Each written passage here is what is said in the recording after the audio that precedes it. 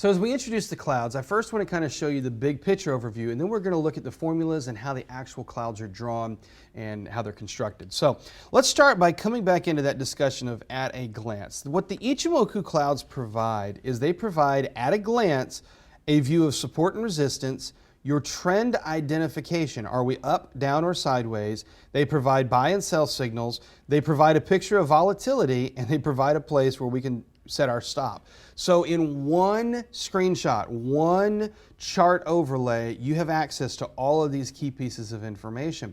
Now, if you're used to going through our 5 steps of trade confirmation, you can see how much of that you can actually pull together from this one picture on the chart right here. Now, here's the components. There are 3 primary components of the Ichimoku clouds. We have the historical component, we've got the current component, and then we have the future component. The historical component is a comparison of the current price to the historical price.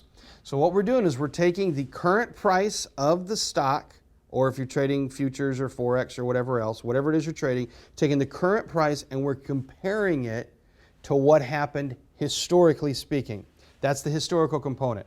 Now the second component is the current component. This is simply a reflection of the current trend.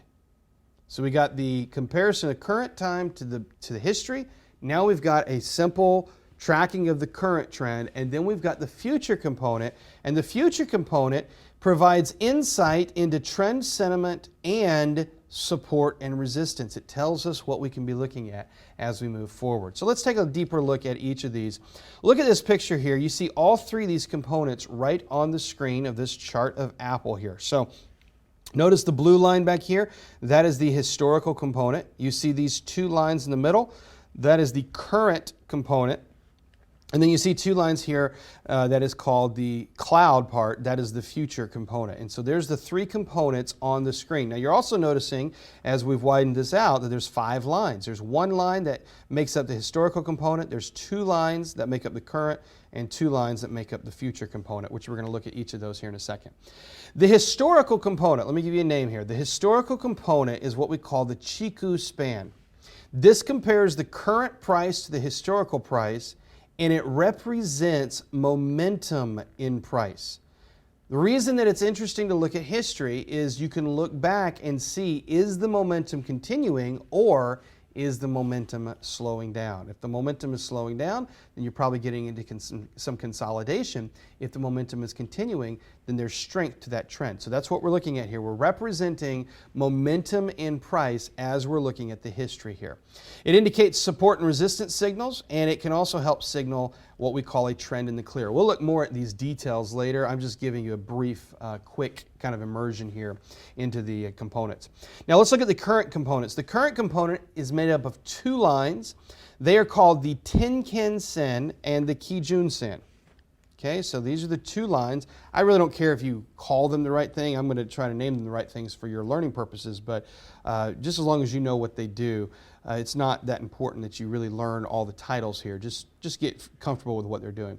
Here's what these 2 current lines are doing. They are showing a variation of the moving averages, and I'll show you the calculation in just a little bit here, but it's simply a variation of the moving averages. It provides basic moving average data of the trend. It indicates moving average crosses. It is useful for setting stops, and these 2 lines are the foundation for everything else in the cloud system. So these 2 lines really are what starts the entire calculation process. Now if we look at the future part of it here, this is also made up of 2 lines. This is called the Senku A and the Senku B, also known as the cloud itself, looking out into the future, the cloud. These are derived from the Tenkan and the Kijun lines. So you take those 2 main current lines and we're going to shift them forward, and there's some calculation that's added there. That's what creates the cloud in the future. These are used to help anticipate support and resistance. They form the cloud, and they signal current and future sentiment.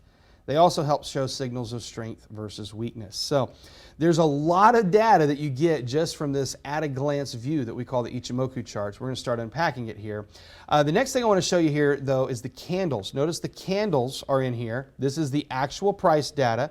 And, of course, every line is derived from the actual data that's seen there in the candles. Candles are going to help signal reversals. They're going to signal day-to-day sentiment and everything that you're already used to learning about from your candles. That's all going to be involved there. But those are really the key components that make up an Ichimoku chart. You've got your basic candles, and then you've got those three chunks: the historical chunk, you got the current chunk, which is the 2 lines, and then you've got the future chunk, which is the additional 2 lines. And again, the 2 current lines are really the foundation for everything. Everything else is derived from that. All right, before we leave this section, let me just go through a couple little bullet points on how you can have the highest likelihood of being successful. First things, let's use all of the signals together. You know, people try to cut out some of the signals, try to simplify it, and then they're not getting all the data, and consequently they don't get the best benefit from the cloud. So if you really want the best success with the cloud, let's use all of the signals. If you don't use some of the signals, it's just going to really give you an incomplete trade idea and trade insight. So you're not getting all the analysis you need. And so be sure to use all the signals, and also be sure to interpret the candles as well. They are really a very critical component. We'll talk more and more about it, but you've got to remember that the Ichimoku clouds were designed to work with the candles, not as opposed to the candles. They really have to work together, so don't forget that as we get going here. All right, in the next chunk, we're going to talk about the algorithms for how those individual lines are created.